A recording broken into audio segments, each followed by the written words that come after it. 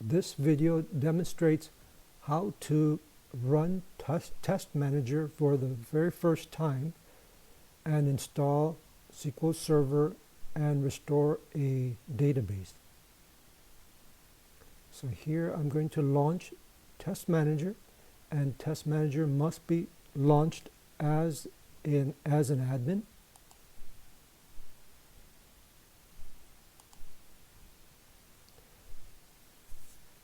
When TestMgr is run for the very first time, it will detect that the app's main database and the SQL Server information is missing.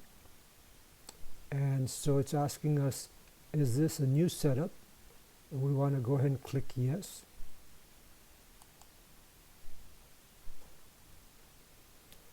Another dialog box pops up and asks us if we want to do all the items necessary to set up the database and server.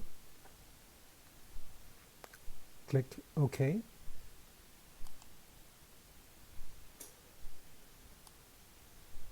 This dialog box is asking us for the information to set up the SQL Server and the database. So in the first one, it's asking us the SQL Server Express version.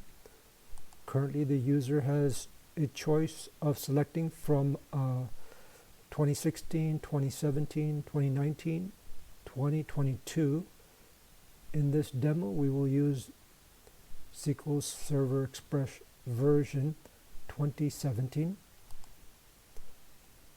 and it automatically populates the default name for the DB server path,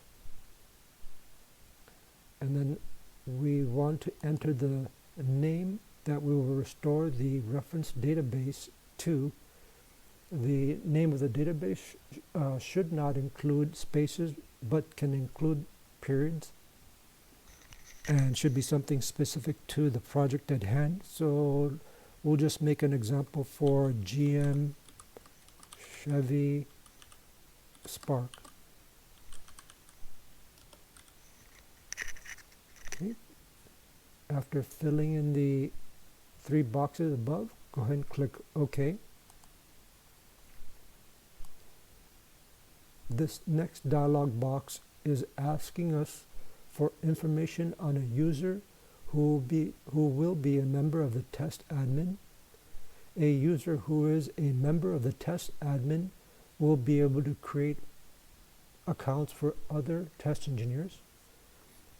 So here I will enter a bogus test admin, John Smith, logon name John, and password for simplicity PWD. Note that the logon name and the logon password are both case sensitive. Click OK.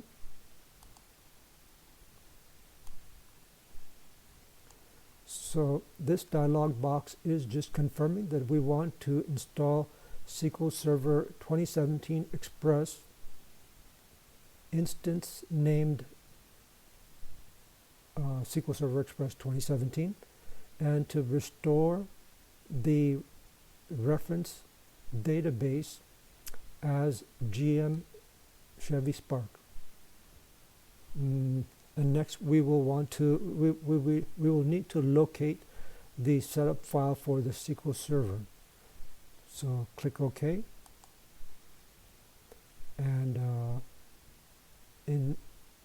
on this particular computer, the SQL Server setup file is in Software, Microsoft, SQL Server Express 2017, and then go ahead and click Open. This box is letting us know that the installation will take anywhere from 5 to 20 minutes depending on the speed of your PC.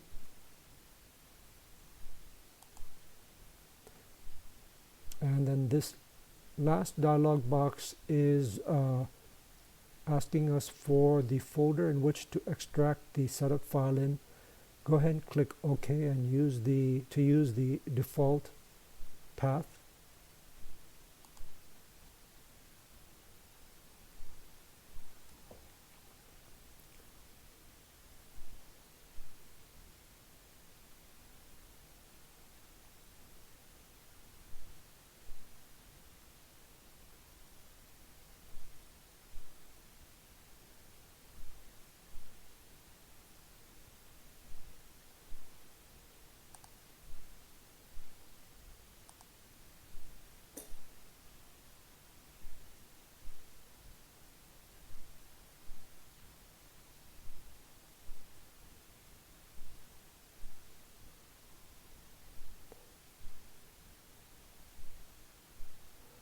Note that in order to obtain the SQL Server setup file and the setup file for the test manager, you'd have to see the information in a prior video.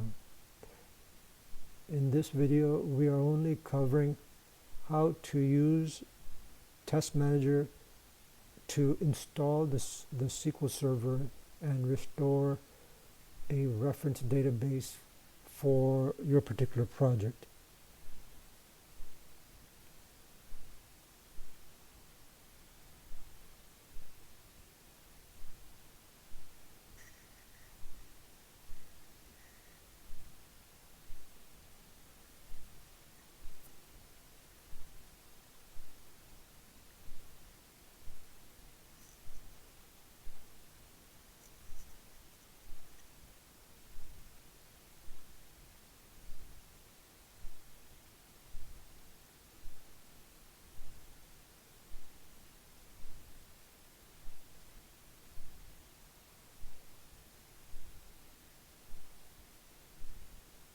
Note that Microsoft currently makes available four different SQL Server versions, which are 2016, 2017, 2019, and 2022.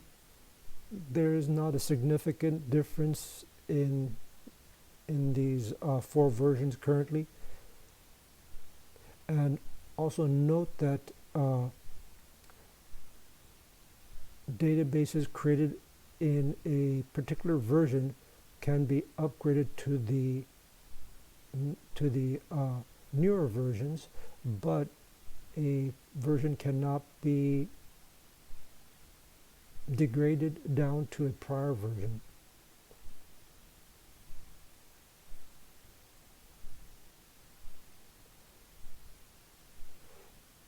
Okay, so we now have a dialog box telling us that Test Manager was successfully able to set up the SQL Server and restore the database.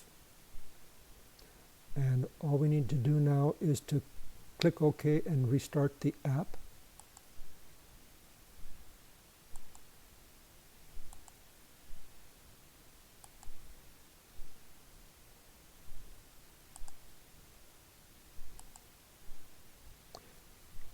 And we're going to go ahead and log in as the test admin that we created.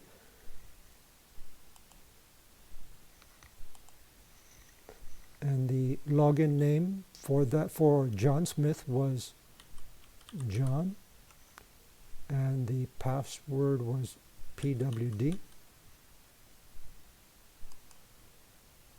The name of the currently used in user will be displayed at the top of the window. At this point, the user would continue with things like creating and editing test lists. So here we're just opening up a default demo test list, and then we're now going to run that demo test list in the opera interface. And this is a very simple test list